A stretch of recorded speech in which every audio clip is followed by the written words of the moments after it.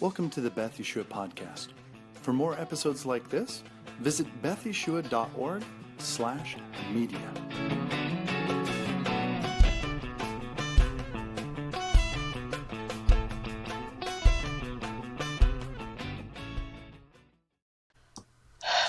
Well, hi everybody. Welcome back. It's been 4 months since we've recorded a podcast. And honestly, I will tell you probably most of that is just because I am a high school teacher and I do media programs.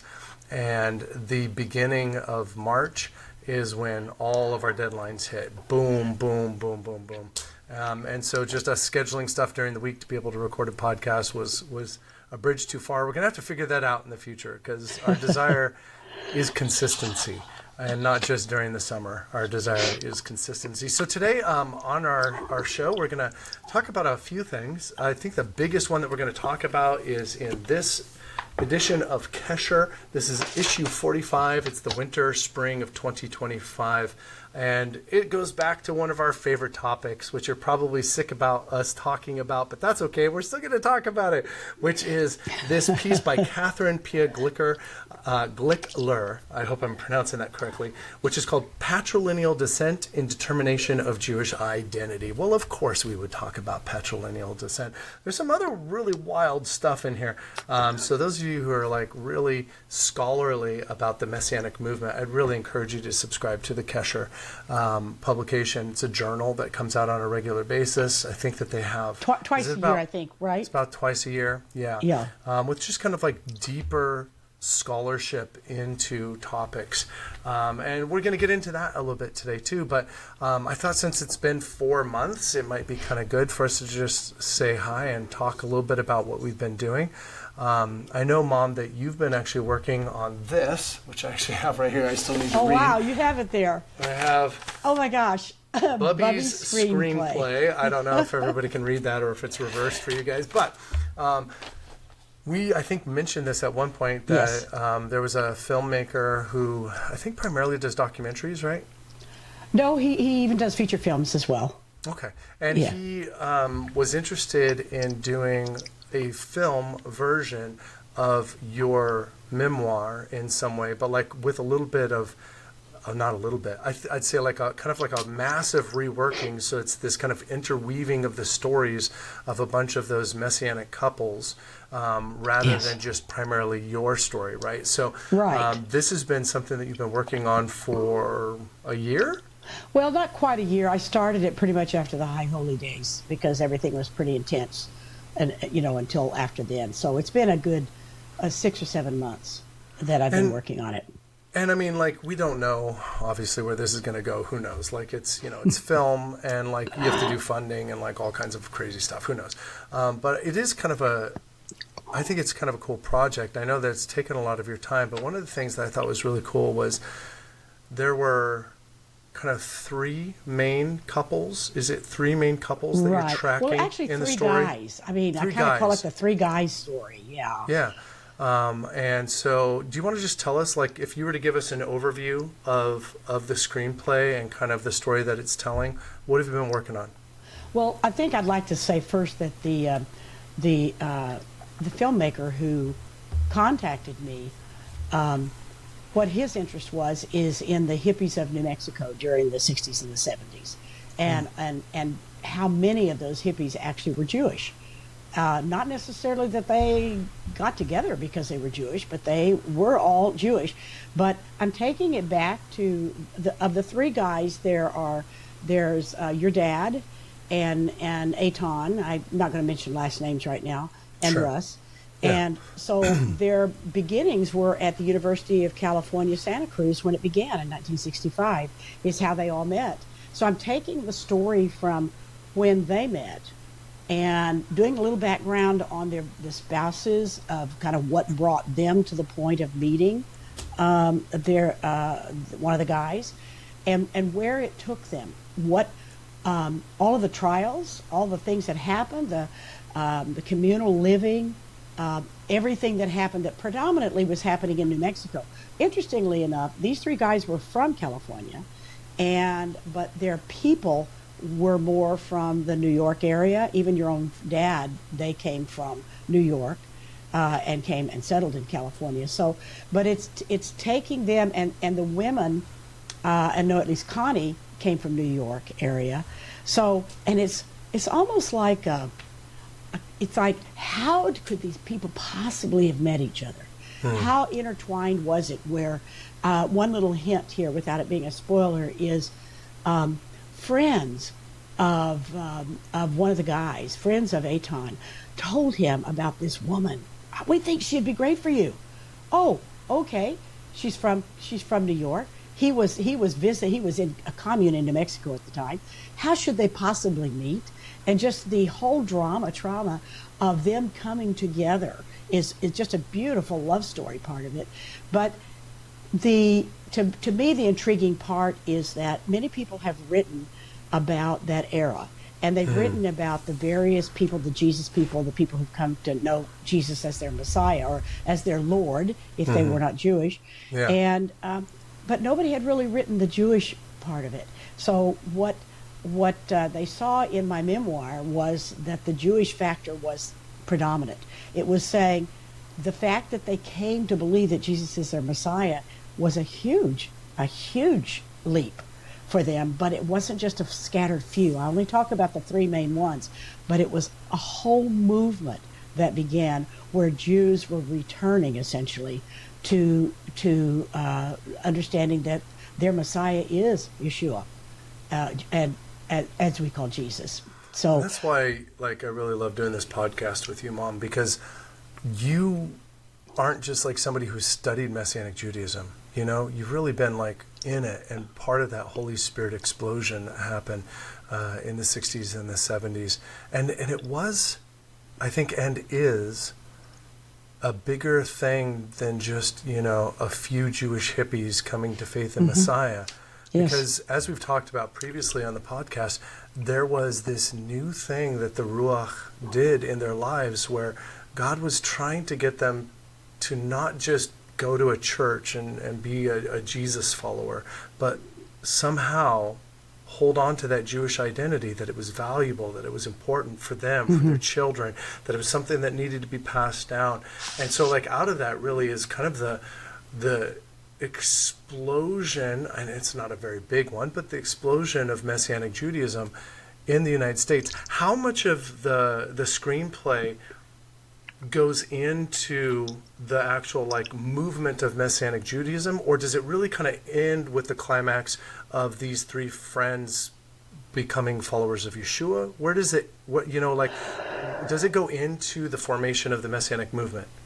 It does. It actually does. It actually touches into the union when the Union of Messianic Jewish Congregations actually began. With 19 congregations, it goes into that and talking about, and there's more than one organization. We're more affiliated with the UMJC, but all of those organizations were starting at about that same time. And interestingly enough, many of them were like, I don't think I'm not Jewish, so but this is how they said it to me. I'm a Jew, and I'm coming to believe in Jesus, and I must be the only one. Right. There must not be anybody else. And so for them to come together and even to form organizations at that time was phenomenal. It had to be a work of the Holy Spirit. But for the lives of these people that I portray them through all of the things that drew them out of society, first of all. Sure. Why did they leave mainstream society? Why did they essentially drop out? I get into that. It's a little different for each one of them.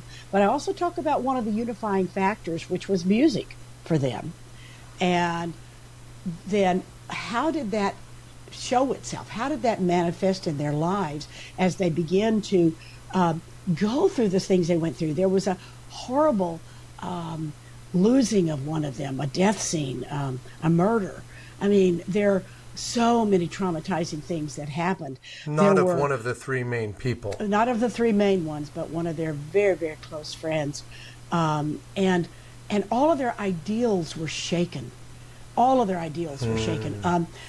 Your father was very idealistic on what he thought things should be like, and it actually broke up his first marriage He was married to Mary, your brother's mother, was married to her for like 5 years. And it broke them up because his idealism didn't match up with reality. They were dealing with a child who had physical defects from birth and lots of different things. And he was very, I'm going to call it self-righteous. He was very self-righteous as a hippie as to how they should be treating that. And none of them had any respect for Western civilization, including Western medicine. But it drove your dad to understand and to appreciate Western medicine. Eitan and Connie had 2 very big medical emergencies that made them have to question, why are we shutting down why do we say that we can't do anything with Western? You know, what was that disconnect that happened? And for all of them, it brought them back, quote, into society as different people. Right. They all came back ministering to others and wanting people to understand that there is a Messiah. And he came to the Jews first. Jesus is for everyone, but he came to the Jews first, and it means something to God that he chose somebody to be a Jew, and he had a calling on their lives.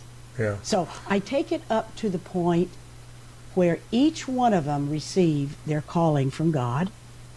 Each one of them knows their direction for where they're going, and then I kind of leave it on a mountaintop in Israel with Eitan imploring God to, fine-tune this vision you've given me, God. What is it you're telling me to do?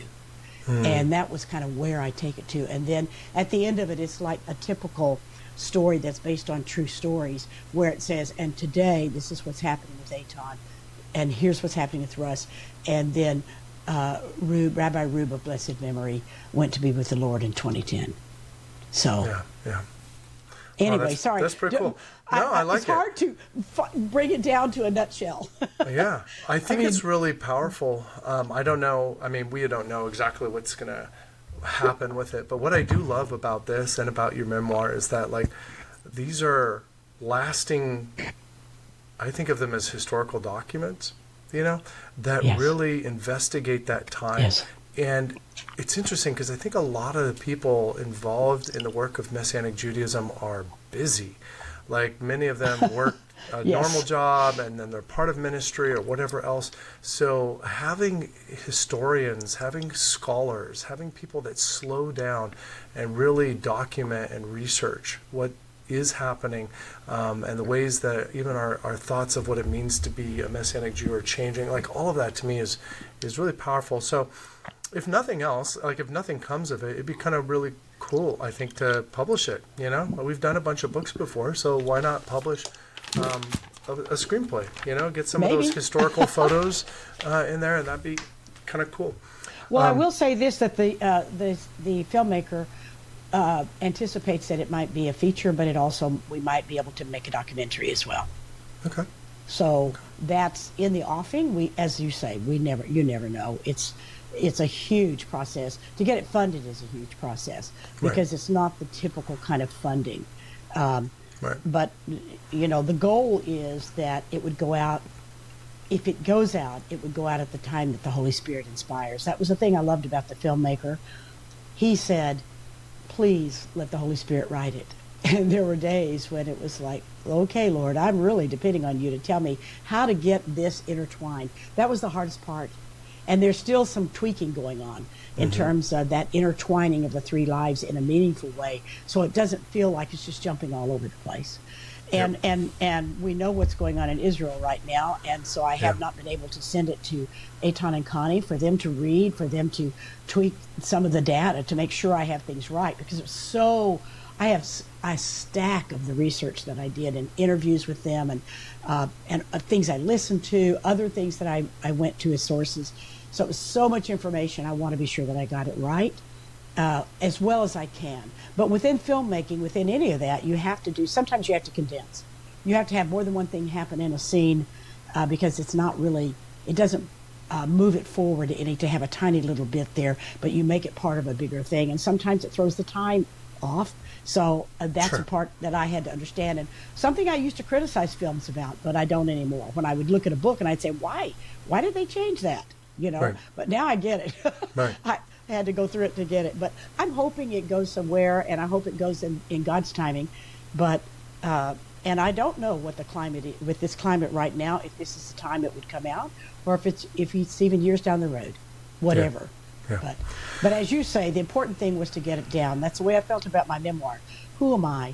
I'm just this, this middle child of 7 children who came out of the Bible Belt of Texas and New Mexico and met up with a hippie in the mountains, and he was Jewish and he became a rabbi. Good Lord. I mean, so I felt like if I did it for no other reason than to document it for our family, so that, but when I read histories, and you're a historian, when I read histories and I see that they did not get it right, it's because they don't really have that personal perspective from people who were actually in the trenches. Right. So. Right, and you're trying to incorporate that. Now, you brought into this Israel, and I think we should, just for the sake of history, it's June 23rd as we're recording this. The United States has entered into the bombing campaign against Iran. Israel against Iran's, let's put it against Iran's nuclear facilities. I mean, because exactly. But it is interesting. Israel actually did something unique. They actually bombed the entrance of a prison. I don't know if you heard about this. I didn't hear that. That was holding political dissidents. So one of the things that people often gloss over when they're talking about Iran is the great evil that it perpetrates against its own people. Now, you can argue that, well, why should we get involved in a nation that's terrible to their own people?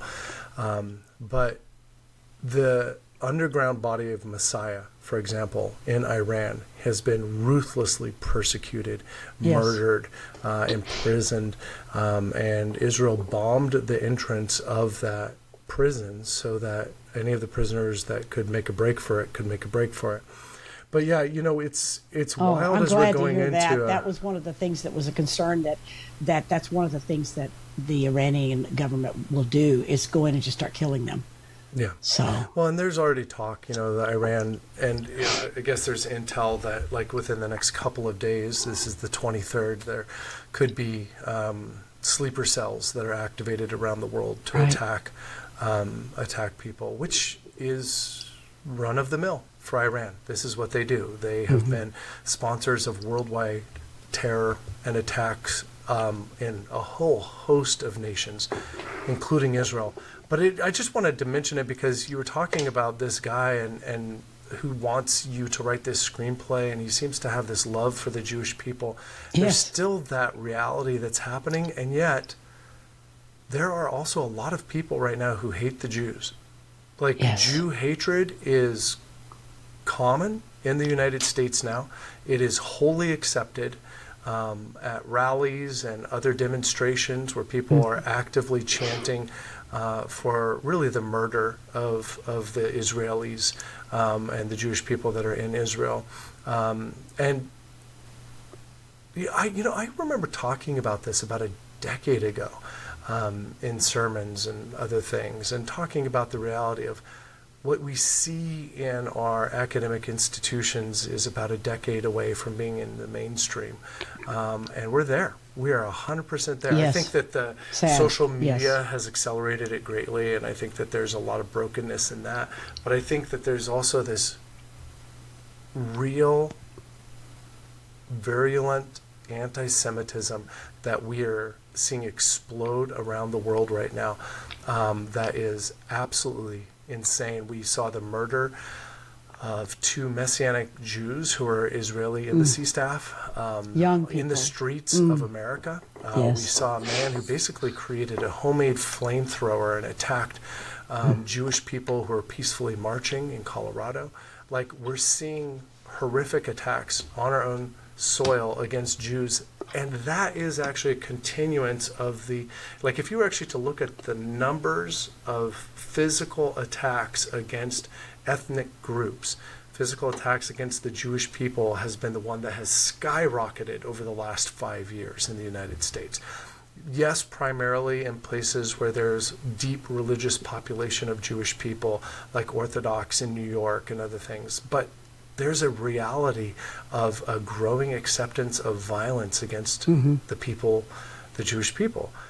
And something sadly, that on my our daughter is campuses, experiencing. too. Yeah. Yeah. My daughter, even like at a Christian university near us, where she's majoring in psychology, has to have conversations on a regular basis with students who believe what they see on social media about Israel, that Israel's murdering babies, that Israel bombed not military targets in Iran, but like children and hospitals.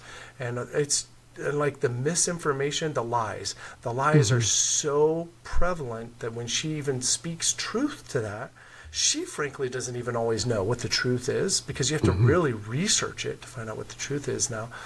But like, as you said, this is deeply affecting our people. This is deeply affecting the psyche of American Jews, Jews around the world, and it is massively affecting, obviously, the friends and the family that we have in Israel.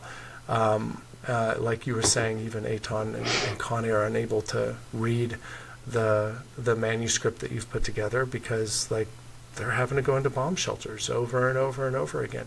Like, this is just their normal daily life. And so, yeah, I just, it's kind of wild that we're like having conversations like, hey, let's do a deep dive into, philosophical, theological constructs like patrilineal descent. And meanwhile, Jews are being hunted down. And I don't think those hunting them down care whether they're coming from their fathers or their mothers. Right.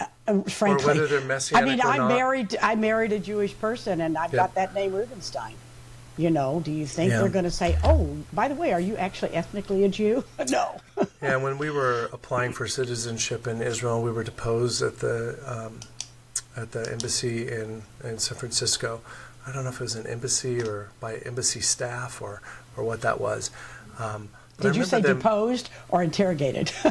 Well, it felt like an interrogation. It was a deposing. But, one of their primary conversations with me was like, well, why do you consider yourself a Jew, like if you believe in Yeshua? And I talked about the reality of, our name. I talked about what it's like to be a Rubenstein. I talked about my deep identification with the Jewish people. My father is Jewish. My mother and my father raised me to be a Jew within Messianic Judaism. Like, we participate in the life of our people. And I don't think that it's going to matter on college campuses, if my kids are wearing a kippah or, going to an Erev Shabbat dinner.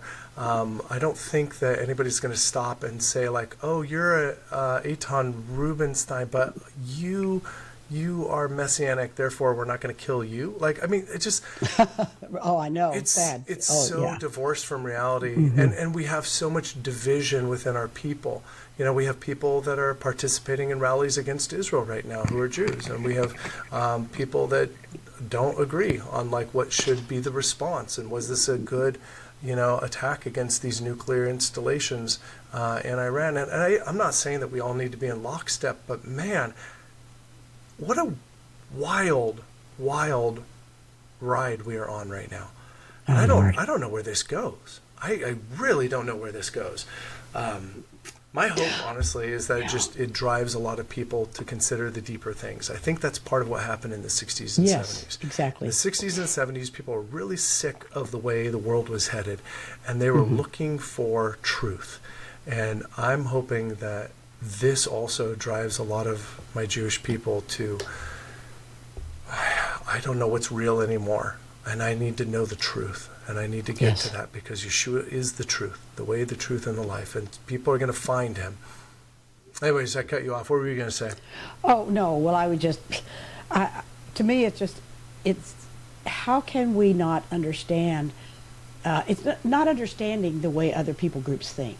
We don't think the same. The neighbor next door to me doesn't have the same base for how he or she is making their decisions in their lives. How can we expect that whole nations think exactly the way we do? When we treat a nation as if they are thinking the way we are and more Western civilization, it's very false. Right. And so for to try to understand even what's going on with peoples who want to annihilate not just Jews, but anybody who believes in Jesus at all. I mean, so America, we're the great infidels over here. So it's hard, but you cannot, we talk about walking in somebody else's moccasins, in somebody else's shoes. It's really difficult to do that. How can we really understand who they are? But I think that's more reason why we have to listen to the people who are there, walking among them. I have a family friend, you have a family friend, that they're from Iran, and they're in this country. A couple of their kids go to school with your kids, and that's how I got to know them. They have family in Iran. They are devastated by what's been going on for the last 50 years. They have been devastated. That's why they're here. Right. And they explain the mentality. And even as much as I thought I understood it, I don't get it, because it's deeper than a vendetta. It's like their purpose in life is to annihilate another group of people. That's their purpose. Everything is headed that way. So I think one of the questions that came up recently with the media is they're saying, well, this is just another Iraq. And see, they didn't have weapons of mass destruction. But this is not the same, and it's really shameful for people to try to equate the two, and they're really not getting at who these people are and what their goal is. Right. So I think a lot of times we assume that other people have the same intentions and the same understanding that we have. The same base, yes. And the same base. It's one of the things that, people don't understand, for example, about what's happening to the Palestinian children. They don't understand that these children are being raised in a murderous regime that trains them from when they're babies, really, to want to kill Jews. And suicidal even, that their life can be just forfeited. I know. I know that, honestly, the only way, I know you know this too, is for us to have peace is through Yeshua's return. So may he come speedily. Yes, soon, even in our days. Amen. I wanted to say just one quick thing about the screenplay. The working title right now is Teshuvah. I don't know if it'll end up with a Hebrew name, but the whole point of Teshuvah is that it's not just returning, but it's repenting and returning. It's turning the exact opposite direction and returning. So returning to the God of Abraham, Isaac, and Jacob, returning to your God is returning to Messiah, because this is the Messiah that God, this very God, gave to us as all peoples to have, but he especially brought it through the Jewish people. So God really wants to reach out to Jews and help them to understand that this is their only path to peace. Right. Amen. All right, you ready? You got your Kesher? I've got my Kesher. You got your notes? By the way, I looked at my other Kesher where I had an article in it, and I reread because I thought it was kind of interesting, the whole thing about women in ministry and everything, and how I think it kind of links into what we're talking about how is it that we determine, whether patrilineal or matrilineal, that we determine that somebody has the Jewish identity. But at any rate, yes, I love this journal. A little side part in what she writes here and what Catherine writes about when the temple was destroyed and the rabbis were thinking about the future of Jewish life, and they thought about chesed, they thought about the loving kindness that women have, and that it was a major way for women to be part of the future of Judaism, was this chesed, this loving kindness that they have for their children, and the connection that they have with their children. And she talks about it almost anecdotally as like, maybe this is part of the reason why suddenly in the Mishnah we end up with matrilineal descent being the de facto reality.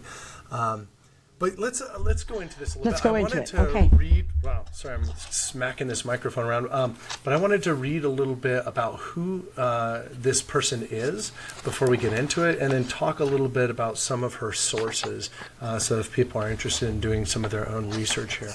But the name of this article is "Patrilineal Descent in Determination of Jewish Identity." It's written by Catherine Pia Glickler.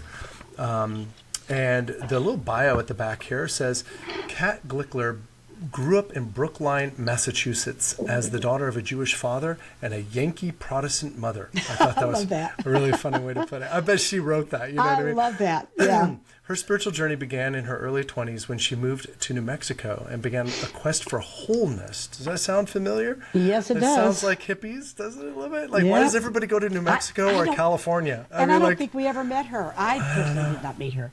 Yeah, but I mean, like, I think there's an age gap here because, yeah, like, of course, in 2022. Yes. Anyway, so moved to New Mexico and began a quest for wholeness that eventually led her to traditional Judaism and then to faith in Yeshua. In 2022, she moved from Joshua Tree, California, to the Dallas-Fort Worth area to attend the King's University, where she is currently pursuing a master's in divinity in the Messianic Jewish Studies program. Kat enjoys singing, spending time in nature, doing impersonations. I'd really like to hear one of those. So, Kat, I don't think you're ever going to listen to our podcast because there's like 12 of us listening. But hey, if you ever want to, we'll have you on and you could talk about patrilineal descent and you can do some impersonations. That'd be awesome. And sharing life with her Beshert dog, with her crazy dog, Buttercup. So that's great. Well, and Beshert is also like a real companion, like a true soul for her. Yeah, it's kind of interesting, her connection to the dog. I love it. I love that too. All right, so we're going to go through and maybe kind of hit some places that jumped out at us. But like as a quick overview of where Catherine is coming from, obviously she is of patrilineal descent herself. Yes. So that's a little bit of bias, right, in the way that she's approaching things. I am of patrilineal descent myself, and so I obviously have a little bit of a bias towards this also. She goes, though, like pretty systematically and breaks things down, and these are some of her major sources that she cites. One is Sylvia Barak Fishman, quote, Fathers of the Faith, question mark? 3 decades of patrilineal descent in American Reform Judaism, which is from the Jewish People Policy Institute, March of 2013. She cites a Messianic author, David Rudolph, Growing Your Olive Tree Marriage, a guide for couples from 2 traditions. That's a 2003 book. And then a lot from Cohen here. Shea J.D. Cohen, Shaye. The Beginnings of Jewishness, Boundaries, Varieties, Uncertainties. Published by Berkeley, University of California Press in 1999. And then Joshua Culp, English Explanation of Mishnah Kiddushin, which is one that really goes into, in that Mishnah, goes into matrilineal descent in quite some depth. She also does cite at some point Daniel Juster, Jewish Roots, Understanding Your Jewish Faith, which was written in 2013. And then she goes into Michael Gabizon, Mixed Offspring in the Hebrew Bible and the Second Temple Period, which was his PhD dissertation at McMaster University in Ontario. That was published in 2022. And are there any more? There's Christine Hayes. Yeah, here we go. Intermarriage and Impurity in Ancient Jewish Sources from the Harvard Theological Review in 1999 also. And then Jonathan Clawens, Impurity and Sin in Ancient Judaism from Oxford University Press in 2000.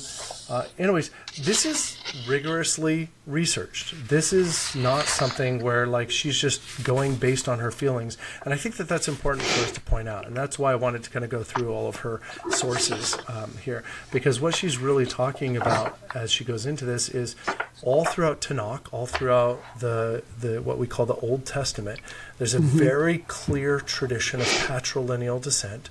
And intermarriage even wasn't really seen as that big of a deal, because if a Jewish man married a non-Jewish woman, that home became Jewish, like as long as she entered in and didn't like try to take him away towards idol worship. And Jewish women who married non-Jewish into non-Jewish families were often marrying into pagan practices. They were marrying out of worship of the one true God, and they were expected to align with the husband in that home. And so she's really talking about, like here at the very beginning, like, how did we get here? How did we end up I love that about her, that she goes back and goes to the beginning of it. That's great. So you want to kind of go back and forth? Why don't you give me something that really jumped out at you, and then I'll give you something that jumped out at me, and we'll kind of go back and forth in our discussion here of Kat's article.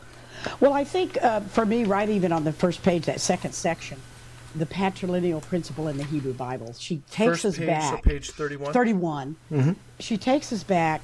The first statement, it is not hard to see that patrilineal descent is the operative factor in establishing Jewish identity throughout Torah.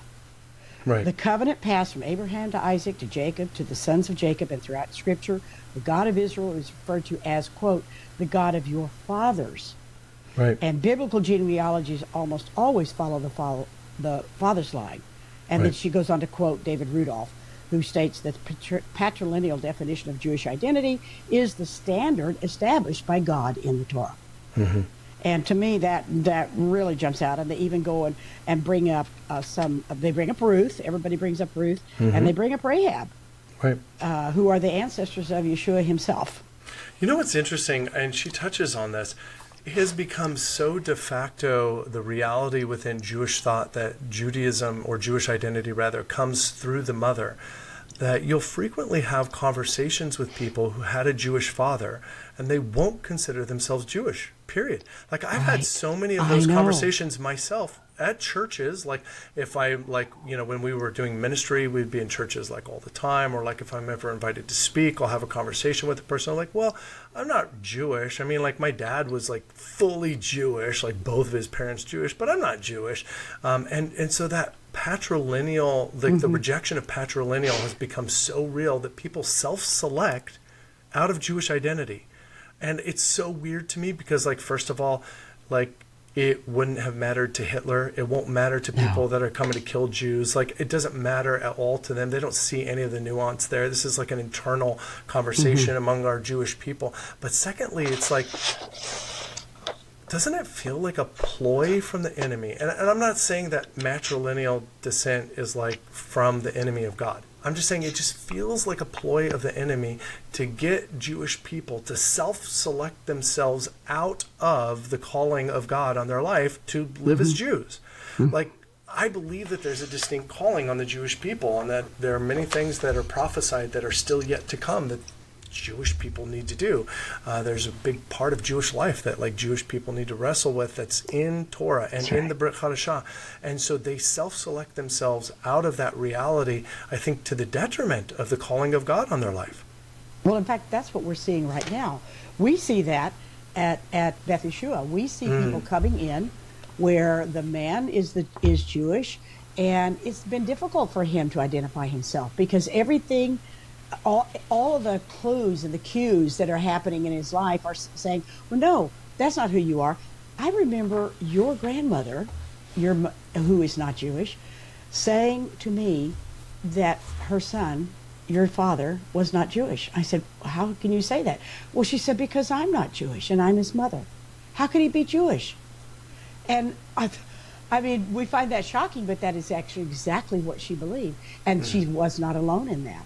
And many people, so how difficult is it for a man who is Jewish through his father, which is totally supported by the Torah, the complete Tanakh supports patrilineal lineage. How destructive has that been in them finding out who they are and fulfilling their calling? It's really interesting to me too, because I mean, I have not really researched this. I love history, but like I have not been studying history for a long time. But the passing on of the last name of the father. Yes. So that the last name of the father is actually the identifying marker for all the future generations, right? So I'm a Rubenstein, so I'm going to have Rubensteins. Like, it doesn't matter who I marry, I'm going to have Rubensteins. And the woman I married, her father is a Jew. And so, but like, we're not walking around with like that last name. We're walking around with the last name of Rubenstein.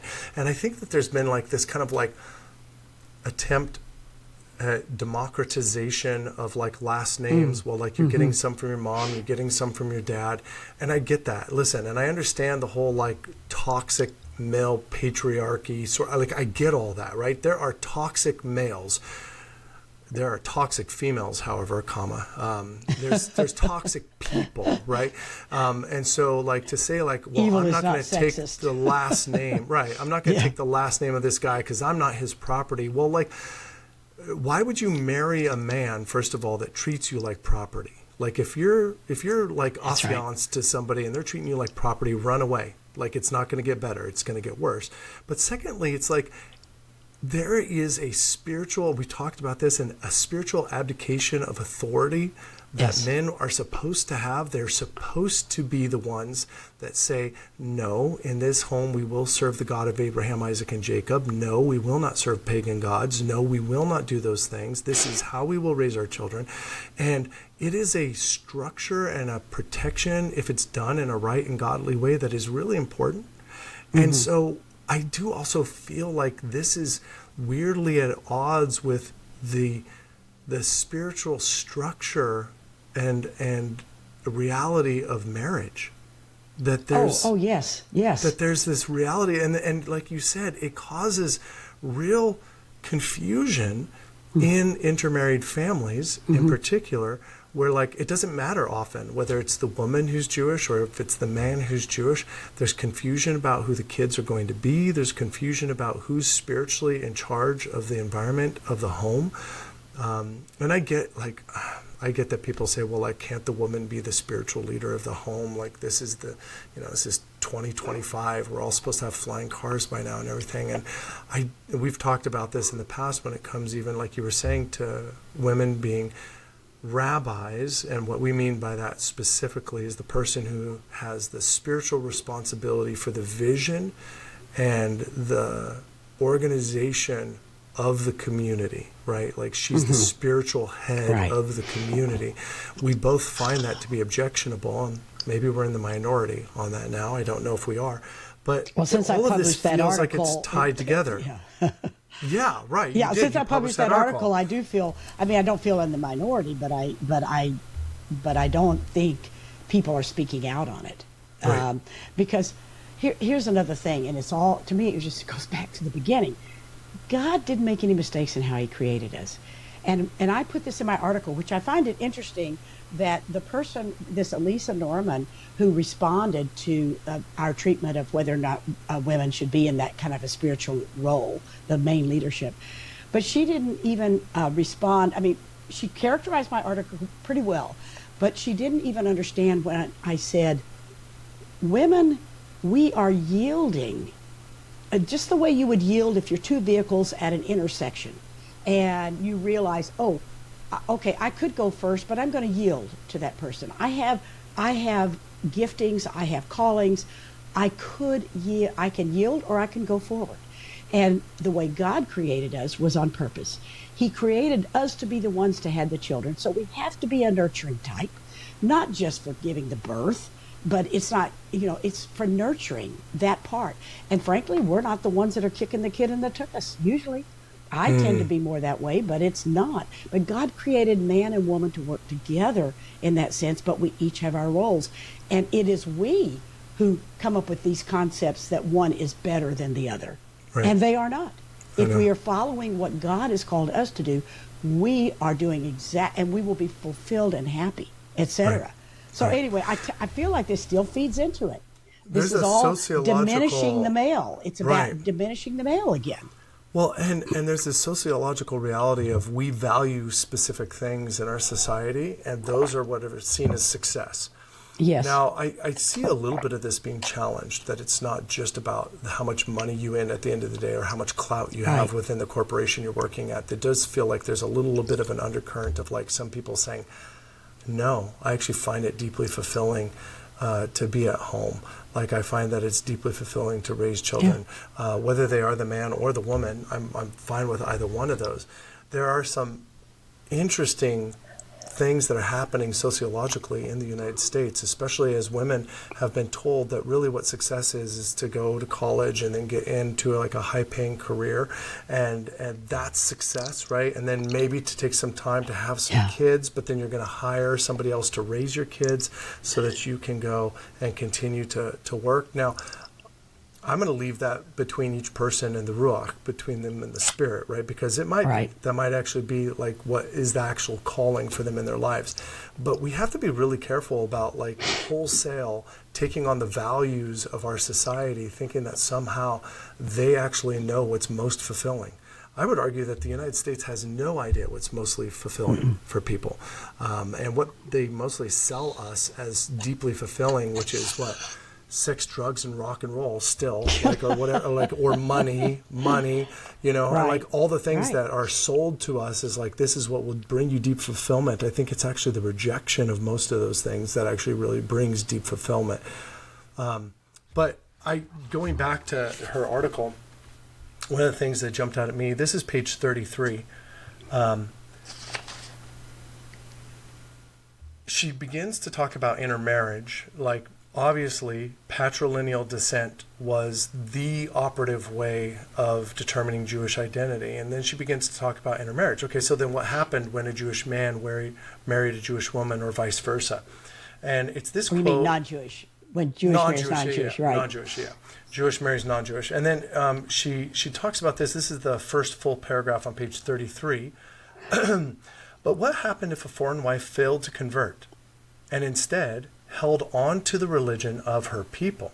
1 Kings 11, 1 through 11 tells of Adonai's punishment of King Solomon for letting his many non-convert wives lure him into worship of their foreign gods. And this sentence right here is the one that I was just like, oh man. It is apparent the question of whether an intermarriage between an Israelite man and a Gentile woman was positive or negative depended on whether the marriage was conversionary. Now, we think of conversion nowadays as like the formal act of sitting in front of a Beit Din and going through a rabbinic conversion, but that's not what she's talking about. She's talking about the reality of what it was like these decisions that maybe came about in like 150 or so BCE. She's talking about the reality that like a family would join together and they would pursue either worship of the one true God or not, or the worship of the pagan gods.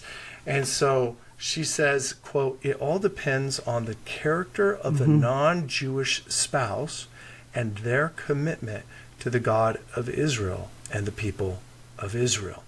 And so it's this reality of like, it's not necessarily about the forbiddenness of marrying a non-Jewish person. It's whether that non-Jewish person aligns themselves with the God of Israel, aligns themselves with like the values of Jewish life. And we've talked about this before, even in the intermarriages that we see at our community.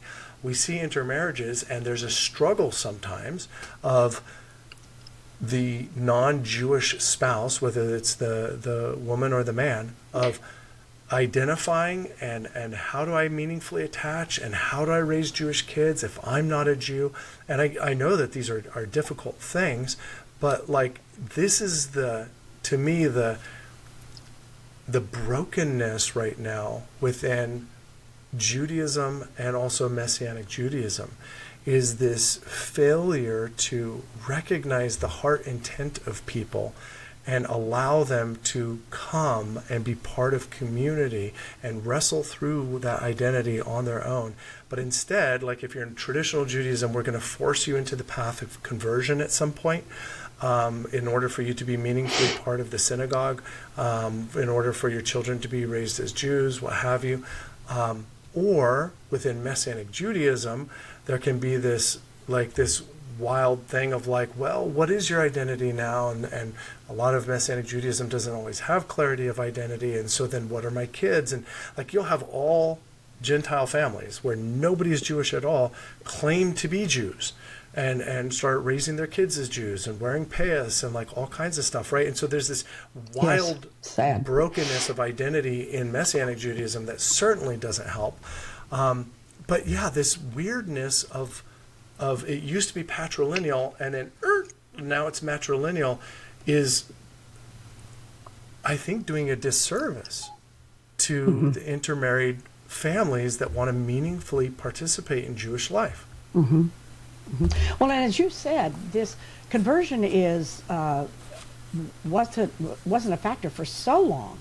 It wasn't like a formal thing that happened. Right. It was really Right. the heart of the non-Jewish one, and pretty much they were talking about the non-Jewish one being the woman, that a man was taking a non-Jewish woman, and She does for talk that, about the other. She talks about like a Right. Jewish woman marrying into a non-Jewish family, and Right. typically what that meant was adopting their foreign idols, Right. and she was no longer part of the nation. Well, but here's an interesting thing too for us within Messianic Judaism. Typically, what we're seeing is not a Jewish person married to a non-Jewish person who is a pagan or doing idol worship. We're seeing that person being a believer in Jesus, Right. being raised maybe in the church, quote unquote. Right. And so it's not like, how do they reconcile that? But wait a minute, the guy you're talking about, you're calling him the Messiah, I'm calling him Jesus Christ. And why do I have to? Why do my kids have to acknowledge that he is Messiah when it's all well and good, because we're all believers in him now? And I think that's that whole murky bit of drawing. I mean, why do we have to draw distinctions between this person and that person? Right. We are not drawing those distinctions. God Right. drew those distinctions between male and female, between Jew and Gentile. He himself is the one who set that up. So Right. we have to wrestle with, what do we do with that? I had to wrestle with it. You know that. It took me Sure. years, really, to wrestle with that, to decide, well, okay, I love Jesus. We all love Jesus now. Okay. So I don't get it. Why is it important for Josh and Sarah and Jacob? Why do they need to understand that they're Jewish? Right. And it was a huge, long process. And as you know, I'm still working through some of that process. But Of course. I finally had a breakthrough the other day, and in that conversation that you and I were having, that I get it, that it doesn't matter whether we have or do not have a formal conversion or anything. It's more about where your heart is. And if you're committed that your children are going to be raised to understand that identity. My background, well, part I didn't know, but my background is more, kind of all from a Christian church, except for my Italian part, which I really do not know. But my Native American part is important. And all these aspects are important. But it's important that the identity that comes with the covenant from God be the driving force within a family. And the non-Jewish one needs to understand that. And I have been more fulfilled in understanding that and coming into that than I would have ever been. I often wondered what would have happened if that tree had not fallen across the bow of that boat and I had never met your dad. Yeah. What would have happened? I wonder for you, Mom, could you share maybe a little bit of, I saw observance change even for Dad, right? Like Yes. as he Oh, became absolutely. involved with like Yes. Hashivenu and like other like theological movements within the UMJC and And just as he greater began to study Messianic for Judaism. Smika. Right. And I just saw like him change and become more observant. And when we were kids, there was a good chunk of time when we weren't even eating kosher-ish, Right. when I was a kid. And we don't, like, just so that everybody understands, like, we don't follow Orthodox kosher, even still in my home, even though, Rosie is Jewish and I'm Jewish. We don't have, like, separate meat and dairy. We don't really do that. I don't necessarily agree with the rabbinic traditions that teach that. I understand them. I understand it's a tradition of my people. I know that for some people it's like frustrating to them that I wouldn't. But like I'm wondering, as you guys were going on the journey of Messianic Judaism and as you were wrestling through, like, why does this matter? Like, why does it matter that we eat X, Y, or Z, or that we refer to Jesus as Yeshua, or that we wrestle through the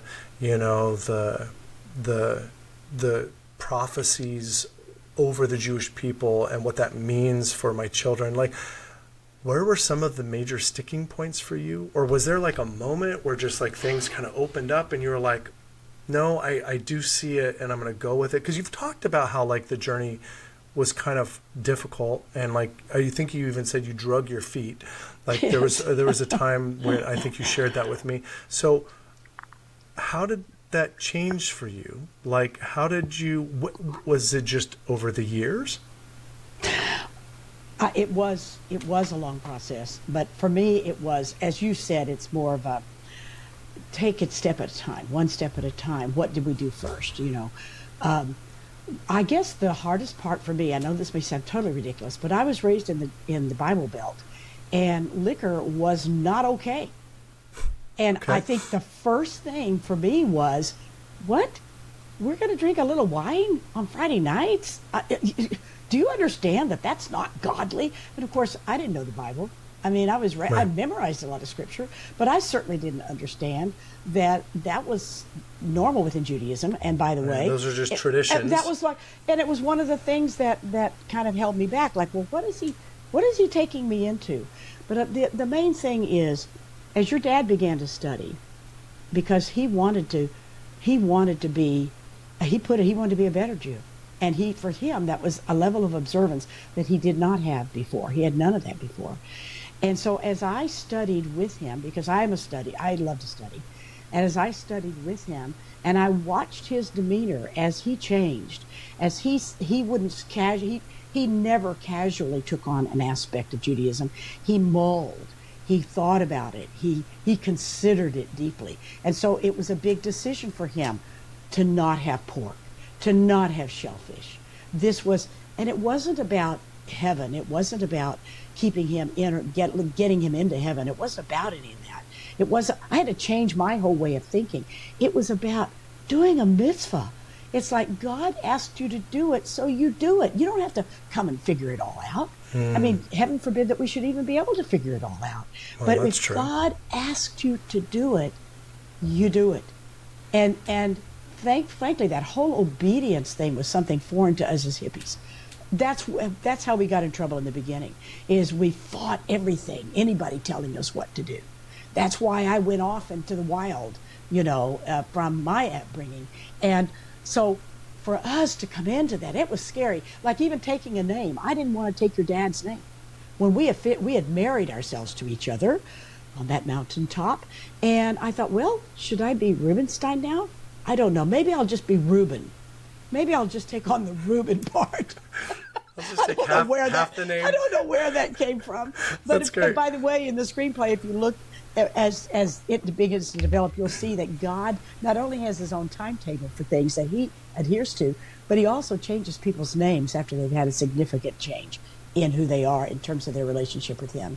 And that kind of comes out in it. But for me, it was a slow process that was step by step, and then it accelerated when I began to study.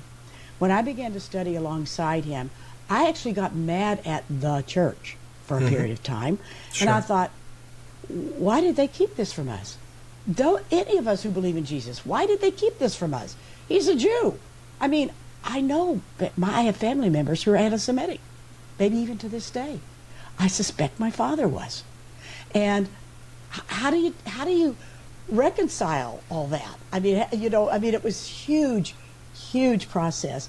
But for me, as I learned and I understood, I started to kind of forgive the church, and I had to ask forgiveness for blaming the church. But if the people who love Jesus can understand that he is Jewish, God made him Jewish on purpose. He made him Jewish. He made his people as a people group on purpose, and he has reason for it. I married into it in a way that I had to understand that, because I can't just be a maverick. I've got to be, and I believe scripturally that I am to cleave, that I am to come together with my husband. I am to support him as carrying the vision in the vanguard. I'm a pretty strong woman. I'm a very educated person. You know that. I'm not easily just surrendering everything.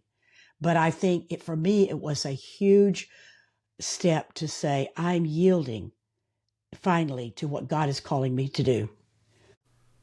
Okay.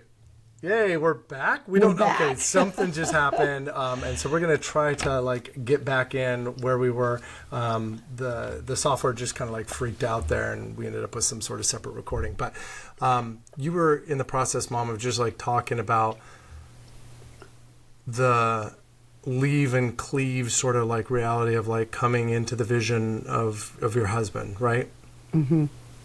And I think for some people, that not just some women, but men, saying that, as a woman, I have a vision. As a woman, I had goals. I had things that I wanted to do. I have giftings that I wanted to use. I was a teacher for years, and I had things that I wanted to study, and I love to study. So for me, it worked to study alongside your dad when he was studying for Smika, and it was what helped me understand the foundations of the whole faith, of all of Christianity. And as I said, I got upset at the church that they didn't get it, but there's still people within the church who really don't get it, that really believe that God is done with the Jews. Sure. And so that's a hard factor too.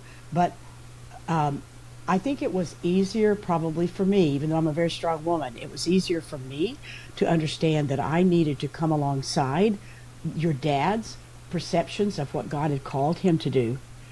I needed to come alongside that for the sake of him and the family and what God was doing. But I still was able to pursue what the other things that I was doing, Right. But I had to come to grips with that. And as I put it, I yielded. And I'm 81 years old. I don't think I lost a thing. I think I gained a lot because I learned more about Jesus Christ, the Messiah of the Jewish people. And I learned that God is not finished with the Jewish people. And I finally understand that whatever it was that drew your dad to me during that time is okay. It's like there were aspects of it that were definitely not okay. But the parts of it that God had placed in me were okay, and I can celebrate that. And I don't have to be Jewish to celebrate that. But I do need to support our family as a Jewish family. That's extremely important. So, as you say, it was a process for me, and I expect it will be a process for others. As we look at Beth Yeshua and we look at the ones that are being brought into us, I think it's a process. And it's hard, too, because I feel like there's not necessarily a whole lot of, as a person who's done premarital counseling, there's not necessarily a whole lot of thought that's put into the blending of that until I start having conversations with people. And it's like not just blending different cultures together. It's like, what if one of those cultures actually has a spiritual calling that they need to wrestle with? That's different. It's not just like, these are some of the food dishes that we enjoy. These are some of the traditions that we enjoy. It's like, no, there's like actual calling there. Now, let's get back to the article here. I have some of the things I highlighted, but what were some of the things you highlighted? We'll go back and forth. What was another thing you highlighted? Well, I thought it's interesting that on page 34 she dealt with the prohibitions of intermarriage. There are a lot of pressure to marry within the faith, and obviously it's like if we don't even allow it to happen, we eliminate the problem. But that's not going to change it.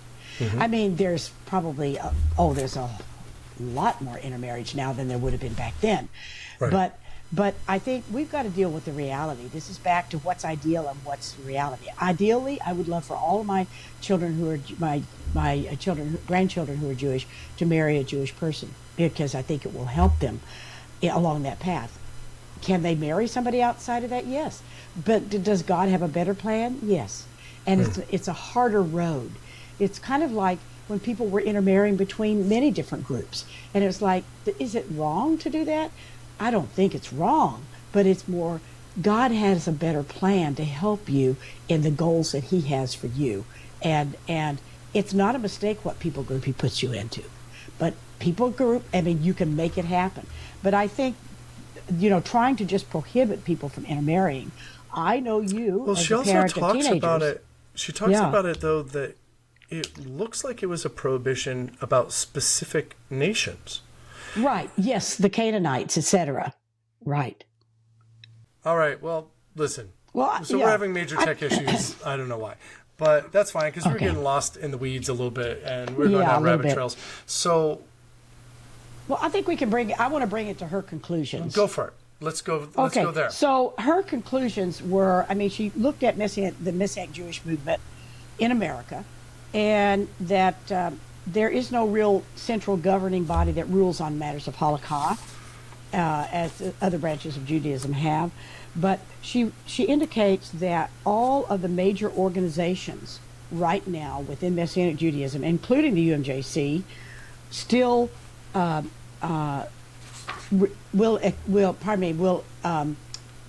accept either matrilineal or patrilineal descent within Messianic Judaism. Right. And so in her search for answers about the validity of patrilineal principles, I think what she's trying to say is there is good reason to believe that it is indeed authorized by the Tanakh, which she brings up on page 45, and Messianic Judaism then, quote unquote, seeks to honor God and his word above all. And in this regard, most Messianic Jews cannot support the rabbinic view that it was permissible to deviate from the Torah's standard of Jewish identity, right, which was through the Father. Right, right. That is deeply rooted in the Tanakh. Right. So that's kind of my takeaway. Yeah. I think like one of like my big takeaways here is like many believe the reason for the matrilineal principle is because maternity is always certain, whereas paternity is not. Page 41. We've talked about that. This explanation is unsatisfactory, as Cohen notes, because, quote, the rabbis restricted the matrilineal principle to cases of intermarriage, but paternity is no more uncertain in these marriages as it is in union between Jews. Cohenite status to this day is inherited through the paternal line, and many synagogue traditions are still based on patrilinealism. So if paternity were never certain, why would this be? Why would we still have Kohanim through the father? So I do think that there's like she really brings up some major issues with only have. Now, do I think this is going to change anybody's mind? That's another question too, right? Like, is this going to change anybody's mind in Messianic Judaism? Well, I'm not sure that most Messianic Judaism is actually like wrestling with identity. We've talked about this kind of ad nauseum. Sadly, but like they're just kind of like, if you say you're a Jew, you're a Jew. Whatever, let's just go, which I have major issues with, as we've discussed. But then the people who are wrestling through it, even the MJRC, the Messianic Jewish Rabbinic Council, who I'd say like wrestles through these things a lot, they have also landed on patrilineal as well as matrilineal, as long as in patrilineal descent, the person has been raised with meaningful like Jewish life, right? Like identification with the Jewish people and ceremonies and those sorts of things. So that also for me is a big takeaway. It's like, I totally agree with her. I think that this is I think it's sound scholarship. I think that it's sound reasoning. I think that it actually makes a ton of sense that we actually should embrace patrilineal and matrilineal descent as long as the person is really wanting to live that Jewish life and enter into like the worship of the God of Abraham, Isaac, and Jacob. Like, I don't see any issue with that at all, just because their father was Jewish instead of their mother was Jewish. But like, of course, I'm biased, right? Because my father was Jewish. Like, patrilineal descent means something to me personally. But like, what are your thoughts? Do you think that this, like, in some ways, like this research, does it change the mind of any Messianic Jews? Like, does it do anything within our movement at all? Or is this just one of these things where it's like, I don't know, maybe at least the conversation could be out there, but like, how many people are reading Kesher? I don't know. What are your thoughts?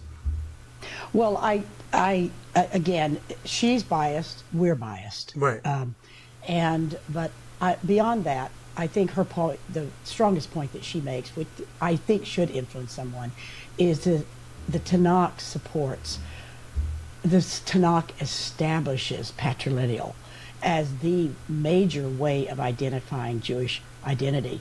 And maybe if it does nothing other than drive people to be more scholarly and to check it out and to read for themselves, if they say, hey, I don't think so, well, she referenced this scripture, let's go look at that, then good, that is a good thing.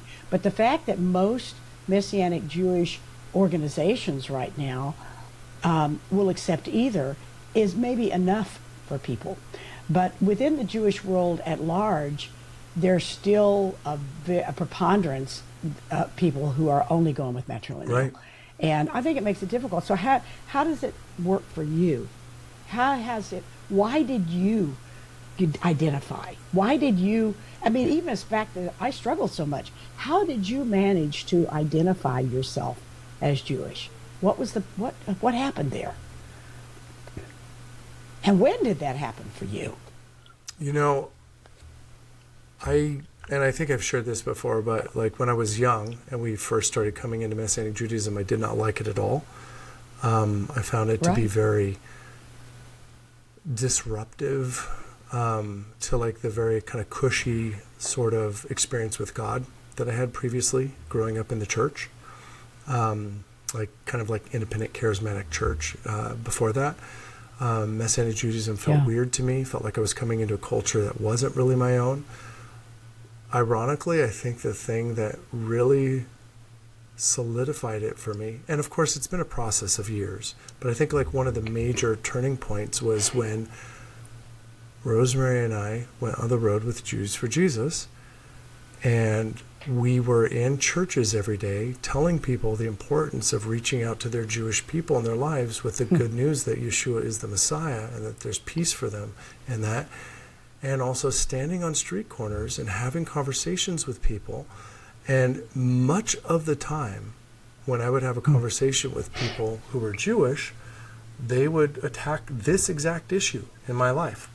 Right. They would say, well, your dad's a Jew, so you're not a Jew. So, like, of course you're out here. You're a fake Jew, pretending to be a Jew and trying to tell other Jews that they should believe in Jesus. Of course you believe in Jesus, because you were probably raised as a Gentile. And it's like, no, I lived in a family where both of my parents raised me to be Jewish, and that it meant something, that it was important, that it wasn't something that was just an accident. And so as I had those conversations over and over again, and I've had some of them still, like, you know, if I've been invited to speak places, if there's like a Jewish person there, they'll be like, well, you're not a Jew. Where's your kippah? Your mom's not a Jew. It's like all these like external markers of like what they consider to be a Jew. And it's like, I get it. Like, obviously that's been the tradition of our people for millennia. Like, I get it. I think that really having to have, I don't even know if it was a conversation with God or just time with God, that this really matters, that it matters that I'm a Jew, that it matters that I have Jewish children, that it matters that there are Jewish people who love Yeshua, that there's something prophetic and important. It's the reason why I'm still part of Messianic Judaism at all. I mean, we've talked about the fact that most of my generation has left Messianic Judaism almost entirely. And the only ones that like seem to like not be leaving that are my generation are the non-Jewish ones who are attracted to Messianic Judaism, which is really interesting. Like, they want Messianic Judaism, and Jews don't want Messianic Judaism and are leaving. And that's a whole different conversation. But like, I feel like having to live that reality out instead of just it being like a theory of like having to tell other people, no, this is important. It's important for you to reach your Jewish friends. It is important that I have a Jewish wife, and there she is right over on the other street corner giving out pamphlets also. And yes, we're going to have Jewish children. Like, that to me was like this moment of ownership that I had to really decide, like, is all this just pretend and silliness, or do I actually really believe that God wants me to live this way? Absolutely. And that was transformative. And not in a moment, but like that was transformative to the point of like, I was having conversations with God, and still would have conversations with God for a long time, still sometimes, saying, God, can I please leave Messianic Judaism? Done with it. It's mashugana. It's crazy. Like, it's so wild. Nobody understands us. Jews don't understand us. Christians don't understand. We don't understand each other. We can't like all be in the same room for the same reason. Like, oh, God, please let me go. And God refuses to give me permission to leave. And that's fine. Like, you know, I'm like fine with having the conversation with him and like him saying, no, this is where I've asked you to be. And I think because he's told me no and had me stay, like, that's why it has become so concrete and so real in my life. But like, am I as observant or Jewish as like other people, other young, I'm not even young, I'm 50, like other young rabbis within the movement? No, I'm not, like, especially within the UMJC. But I believe a lot of the things that they believe, and I believe a lot of clarity, but like, I'm not wearing a kippah outside like on a normal day. I'm not wearing a talit katan. I'm not davening shakri. I'm not like, I'm not doing a lot of these other external things. And as you know, Dad grew in that also over time. I don't necessarily see them as a valuative process that like a people who, lay tefillin are doing it right and are better Jews than others. Right. But I understand how people can get into that. Anyway, so like when I'm looking at her article, I think it gives people fuel for deeper conversations. Yes. It definitely gives me fuel for deeper conversations. Like when I have a conversation with another Jewish person now, I'm going to be like, well, yeah, of course we do patrilineal at our congregation because that's the entire Tanakh. Like it's the entire Tanakh. Like it's like I'm not going to throw the baby out with the bathwater. It's like I'm fine with both. And like, shouldn't we be fine with both? Shouldn't we be fine with like any intermarriage deciding that they want to worship the God of Abraham, Isaac, and Jacob together and Yeshua the Messiah and raise Jewish kids? Shouldn't we be okay with that? We should be ecstatic about it. We should be the ones helping them, not like artificially making like this sort of thing feels like an artificial distinction. Like as she says, like where did this change come from? Like all of a sudden in Mishnah, it's just there, and it's like this is the standard. She says out of the blue, Out of the blue, and it's like like all of a sudden in the Mishnah, there's like this agreement, and then all the other commentary agrees on this first principle of matrilineal descent, and they all expand and expound out from there, rather than people going back and arguing like, why is this the first principle? I want to say one thing that she mentions, and I think it's important. On page 45, she talks about the wounding. She said there are wounds from being repeatedly told that you're not really Jewish. No matter what your ties are to the Jewish culture and faith, it's discouraging to patrilineal Jews from engaging with Jewish religious life in any form. Right. And I think that's an important thing. I was going to remind you, too, that you remember when you were a sophomore and you were in world history and they were studying the Holocaust? Do you remember leaving the classroom when they were watching movies about the Holocaust? And that was part of your realization that those were just not those people who died. They were your people who died. Right. And I still remember that was, and I was a teacher in the same school, so your teacher talked to me about that even. That you were broken. No, you were broken. It really affected me. They weren't the other, they were you. Right.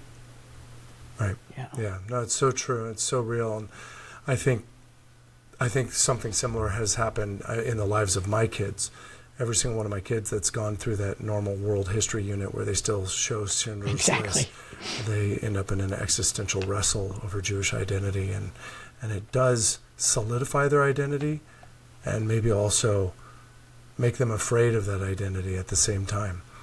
Absolutely. Yeah. Anyways, before we have another weird glitch of our computer system, we should try to wrap up. Guys, we will try to do regular ongoing podcasts. Our goal was to have like 2 a month. So we're gonna start that back up over the summer, and hopefully we'll be able to continue that. Thank you, Mom. I'm really grateful for your wisdom and all your involvement in the movement throughout the years and your deep study of all these things. It's really wonderful to be able to bounce ideas off with you. Well, I appreciate you giving me the opportunity to do it because it's kind of a younger world, and not everybody appreciates what people of my age can contribute. So. Yeah, it reminds me of I only ever heard it from Rabbi Schiffman, but he said that it's a teaching of the rabbis that if you see a fence built in a field, you don't go and tear it down. You wait and you wonder why they built it, and you wait a while to see, is there something on the other side of that fence that I should be concerned about, right? And I think that's a big part of the problem of generations, right? Is that we don't necessarily build on top of what one another have done. We often come and want to make our mark. And so we tear down things instead of honoring things. So I honor you, Mom. You are a treasure. Well, I honor you too, Josh, for being willing to stand on your dad's shoulders and our shoulders and build from there. your perspective is going to be different because you're a different generation, but you're staying true to what God has called you, and I honor you for that. Amen. Sorry if that felt self-serving to everybody out in podcast land. We love each other. Yay, a family that loves each other. All right, bye, Mom. Thank you so much. Bye. As always, guys, if you want to hear any more of this, go to bethyshua.org, or you can find us on YouTube or any place you get podcasts. Just do a search for Beth Yeshua. There's a lot of Beth Yeshuas out there. So we are Beth Yeshua Sacramento. We're the one in Sacramento. All right, bye, Mom. Bye.